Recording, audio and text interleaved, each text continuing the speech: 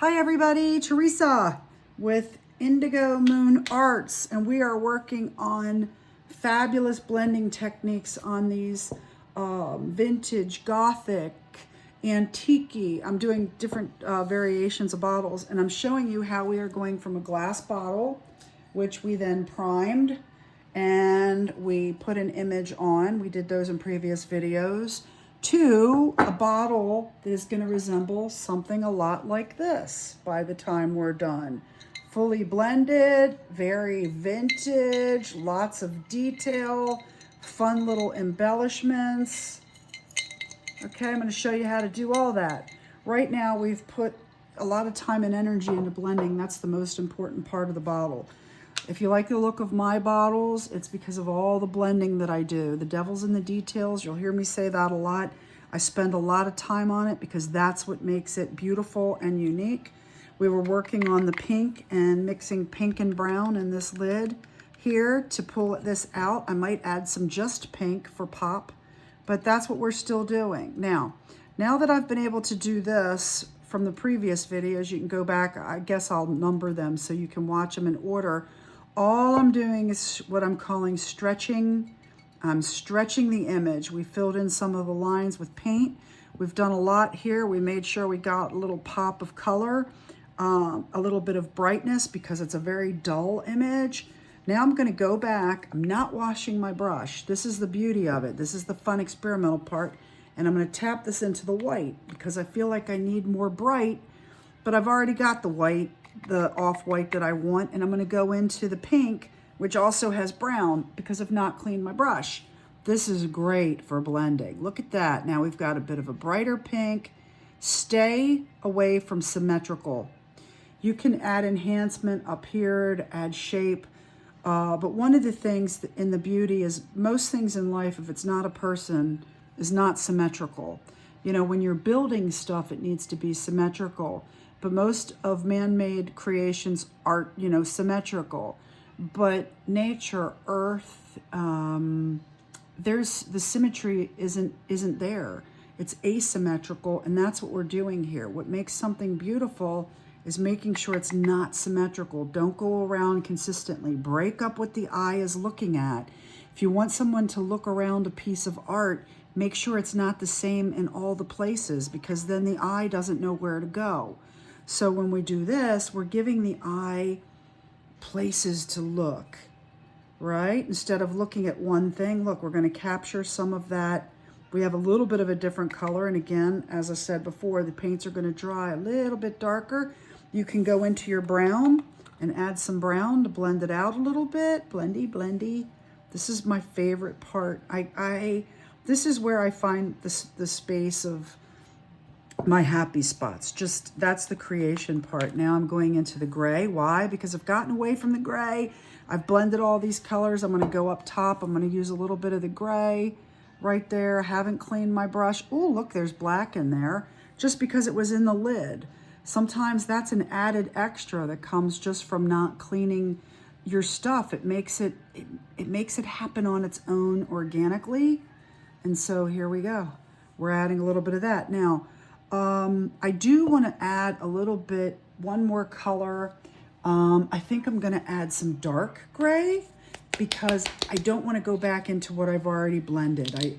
If I try to go on top what's dry, I've said this before, you can't blend paint and dry. So in order for me to blend back here, I'd have already had to have the paint wet. I'm not going to go through all that. It'll mess up what's here. So since we're adding now and our bottle's dry, I want to add some dark gray and very, very, very little bit. I just put a little dipple dabble, see there? Just for one. Now I've got it on my brush. And this is to make sure I don't get ahead of myself. I'm pulling it out. But I'm kind of in this color zone here with the gray already. So, because again, I can't go back. My bottle's already blended. So at this point, all we are doing is adding. We are adding by blending. We're not taking away, and we're not going back over what we've already done. I hope I'm making sense. I talked to somebody today, And if I do videos in a group, which I don't know if I'm allowed to do, but if I can add videos into the actual groups, you can comment and you can tell me what you want to see or what you want to know, which you can't really do in these little videos I'm doing and posting to my wall. They're not live. So hopefully we'll evolve. If I get enough interest in what I'm doing and what I'm sharing, then perhaps we'll be able to evolve and become a little bit interactive and so forth. But right now, these are my tools, and this is what we're using for now. So hopefully you're enjoying these little lessons. And you know, again, if you're a pro, good on ya. This is about us sharing and trying to figure out how we can advance some of our skills. I love to look at people's tutorials too. I can always learn something new. You know, somebody always brings something new to the table. It's like we all eat dinner, we all make food, but don't we like to try other people's dinner sometimes? That's all we're doing here. We're eating at somebody else's table. And you can see what I'm doing. I don't have to explain everything. A lot of it is what I've already done. So now what I really want to do just is I want to go back and I want to get some of the back of the bottle.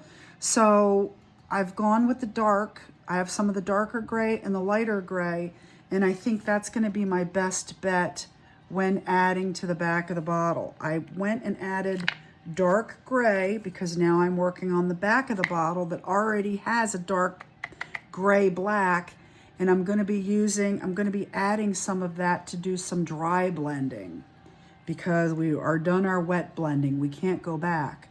So by using the gray, the dark gray, I'll be able to take what's already there and try to make it look a little aged. We're playing here. If I were to sit and do a bottle on my own, I might do it differently. But for now, let's go get some of this texture on the back. It's gonna dry darker, but look, we're just gonna pull this in. We're gonna incorporate some of the back of the bottle. You know what I love on the back? I love brown. Brown is the color of aging. Brown is the color of dirt. Brown is what happens over time. So we're going to get some brown, and I'm just mixing stuff at this point, if you can see, because dimension, we're adding dimension. You know, we're creating a bottle that's a little bit older. Let me go in. So now I'm working with dark browns and grays on the back of the bottle. Still pulling it in, trying to be asymmetrical, not going in the same spaces. Hopefully this helps you guys that aren't professional painters, that don't know a lot of this stuff. I hope you find this useful and valuable. And I might go back over. I'm trying to do everything I do, you know, on the video and not leaving any steps out so that you know that at the end, if you're following along or doing the same bottle with me, that your bottle looks a lot the same at the end. That would be fun if we could do like an interactive live video where everybody watching is doing their own bottle at the same time and I could see what they look like at the end. That would teach me a lot about what I need to share more of and less of. And anyway, so where are we again? I keep loving these 8 minutes. That's where I seem to wind up at 8 minutes before I move on to the next. So I'm just incorporating, I'm just mixing the front with the back. What ties this all together at the end are the gilding waxes. So we're gonna add those, but you can see from the front to the back, I do wanna finish the front. So that's the next video. We're gonna finish the front. Thanks for watching.